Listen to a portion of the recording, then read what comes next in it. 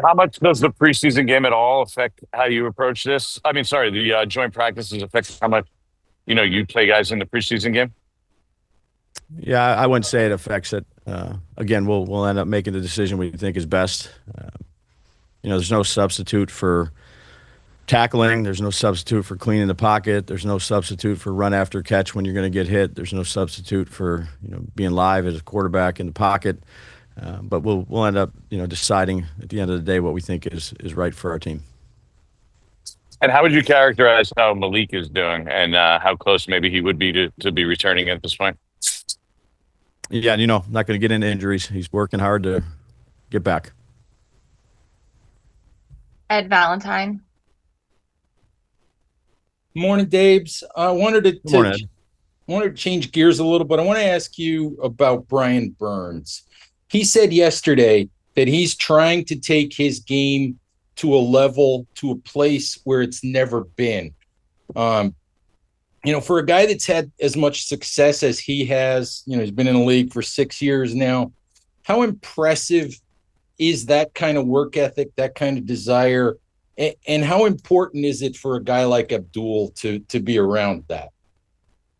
I think it's important for everybody to see it. He's had a very good camp. Not just some of the improvements that he's made and the techniques and the things he works on diligently, but I would say how he's approached every day. His finish stands out. I show a couple of clips of Burns almost every day of what he's doing at practice, and the standard that he's creating for not just his position room, for the entire team to see. He's done good off the field for us. He's done good on the field for us. Throughout training camp, throughout the off-season program, he's been a very good leader for us since we've been back here and starting in April. Thanks, Daves. Yep. Paul Schwartz. Hey, Brian. Morning, Paul.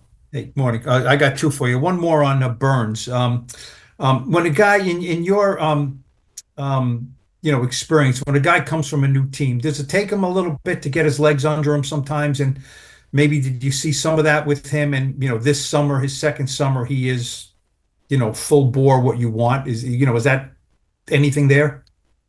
No, it's a good question. Free agency, you're adding guys to your team, hopefully impactful players, along with the draft, but let's just call it free agency because they've been in the league and they've played, and some have played at a high level. So when they get to a new team, it's a new environment. There's a lot of things to learn. You're not a rookie, but you're living in a new place. There's new surroundings. There's new support staff to help you. Maybe things are done a little bit differently, not good or bad, just different. And you're learning a new system. There's a lot of things that go into it. And I think, for a lot of guys, their first year into it, not everybody, but from my experiences, a lot of guys are just, they free agents, they sign, they come in, they try to contribute in a positive way because they're good football players that you're adding.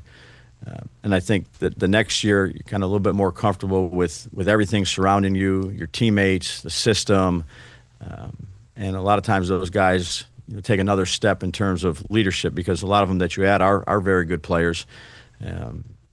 And I'd say that, Brian has really exemplified what we're trying to do here throughout, starting back in April. But the way he practices, the way he approaches things, I've been very pleased with Burns. And he's given us good reason to be very pleased with the way he does things day in and day out. None more important than the practice field.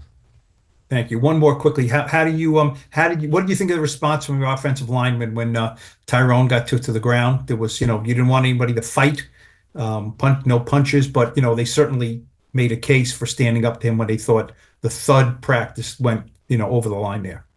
Yeah, competitive practices. So, we got a lot out of these last 2 days as a football team. Good situational work, good work against new opponents, schemes. I was pleased with the way those last two practices went. Thank you. Mm-hmm. Ryan Dunleavy.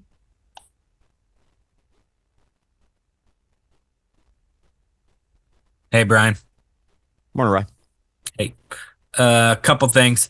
One, what went into making today a walkthrough? Was that like a sports science rep count thing to have it today, a walkthrough today and tomorrow? Because I think by my count, you only have like 5-ish practices left before week 1, or is that feeling confident in like who's going to make your 53 so you don't need as many whatever tryout reps?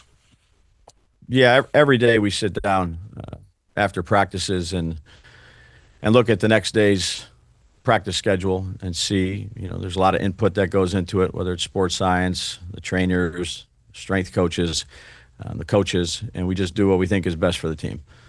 So that's why we chose to do what we were going to do today. Got a lot of good work the last 2 days. Okay. Totally different gear, totally different story. Wandale.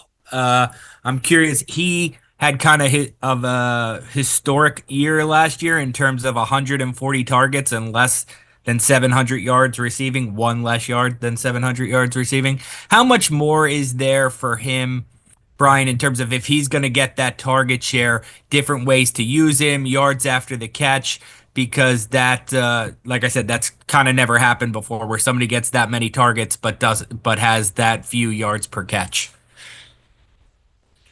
Yeah, well, first, we're not really focused on what happened last year.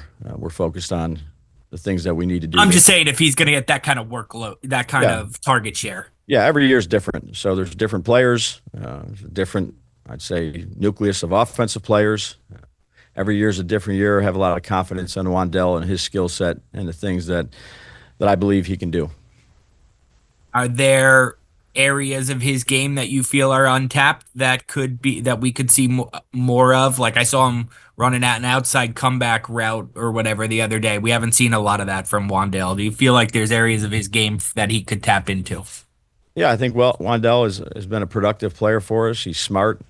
We ask him to do multiple things, like what that's going to be relative to week. I think that changes for every player. But Wandale's a good teammate, he's a good football player, and we'll do what we think is best. Thanks. Yep. Andrew Crane. Hey, Brian. As Morning, you've Andrew. kind of watched Paulson sort of navigate the summer here and the joint practices and getting some reps against some tough wideouts, just what have you learned about maybe watching him navigate the cornerback position and just how he sort of approached this summer? Yeah, no, look, we evaluated him throughout free agency. I thought he'd be a good fit for us. He's a pro. He's a good football player. Again, he's learning a new scheme, similar to what we talked about with Burns. He's had a good football camp. He's been good in the meetings. He's been a good leadership role in terms of the cornerbacks. So again, we'll keep on refining everybody. But glad we have Daboll. He's been a good teammate. He's been a good signing for us, throughout this process here. How important has that and just his presence been in a room where there is that competition for the second spot? Just what can his presence sort of add to that, or just maybe helping Banks and Flott sort of go through that?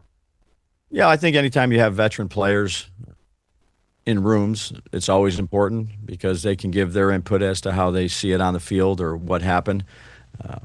So as many veteran players that are good players you can have on your football team, I think that helps everybody, helps the team, but it also helps the young players that are in those rooms as well. There's good conversation pieces, again, with Daboll and Hall. Those were two good additions for us. Thank you. Yep. We'll take two more. Patty Traina. Good morning, Brian. How are you? Morning, Patty. Right. A philosophical question for you, if I may. A lot of times, we ask players, what's your goal for the year? Some guys will tell us what their goals are in terms of numbers, and they'll be very specific. Some won't. I'm just wondering, how do you and your staff kind of work with these guys to determine goals? I mean, obviously the goal is to be as productive as you can, be healthy and whatnot. But when guys attach numbers and certain metrics that they want to reach, how do you work with the players to kind of keep them realistic so that they're not disappointed by the end of the year when they don't reach the goals? Yeah, I'd say that, in the middle part of your question, you answered it, to be productive and to be as healthy as you can be, to be there for your football team and do your job day in and day out. Every team needs each player to be at their best. That's what we encourage. That's what we try to teach. We have a number of discussions with every player, position coaches, coordinators, myself, of here's where you're at. Here's what you need to do better, and that's the way we approach it. try to do everything you can do to help the football team and be as good as you can be. Stay on the field and, make plays when your number's called. And then one more, if I may, about Paulson. I think most of his career, he has basically played one side. And I think if I remember correctly, yesterday he was traveling with Garrett Wilson. I mean, what is it about his skill set that you feel, allows him to be flexible to play with both sides? Yeah, I'd say, look, Paulson's a good player. He's done a nice job since he's been here. How we deploy guys, what we decide to do. I think he's comfortable with whatever we ask him to do. I think he's got a good skill set to play the corner position. And then, again, every week we'll decide what we want to do and how we want to do it. But he's been a great teammate. He's done everything we've asked. He's improved. He's learned our system. I'm happy we have him. Thank you. Welcome. Last one, Art Stapleton. Hey, Dabes, what's going on? Morning, Art. I know we ask you about Jackson seemingly every day, and we're going to continue to do so. But I wanted to know some of the plays that he's made, both in practice and in the games. It seems like he has an awareness. You've mentioned his instincts for the little things in a play. Yesterday, he had going through his progressions, kind of reading, getting the receiver, to go to a certain spot, that comfort level. Looked like he made the right read the other day in the joint practice of Florham Park for the catch by Pascal. I'm just curious from your perspective, when a guy has instincts, how do you teach beyond the instincts? How do you kind of tap into that to show that he's making the progress that you want him to make? Well, I think when you're teaching players as a position coach, you have your select group of guys in there with the quarterbacks. It's, only 4. It's usually a small group. You have your teaching methods of how you're going to incorporate, whether it's footwork, vision with your eyes, decision-making, situational awareness. Those don't really change. I think when you have players that have instincts, which, that's a very important quality to have at any position, but certainly at the quarterback position, those have to take over. You don't want guys that are box thinkers or this is like he's got good vision. He's got good awareness. There's going to be times where, look, he's a young player that he gets tricked or maybe doesn't do the thing you want him to do, and then you just go back and you correct it just like you would with any other player. But players that have, good instincts that can go out there and play fast and can see it. Seeing it is also, you're teaching what to see on tape, and you're going through defenders, you're going through coverages. But a lot of time these quarterbacks, the ones that can see are the productive ones. I'm talking about see defenders, see defenses, understand spot. It's a very good quality to have as a quarterback.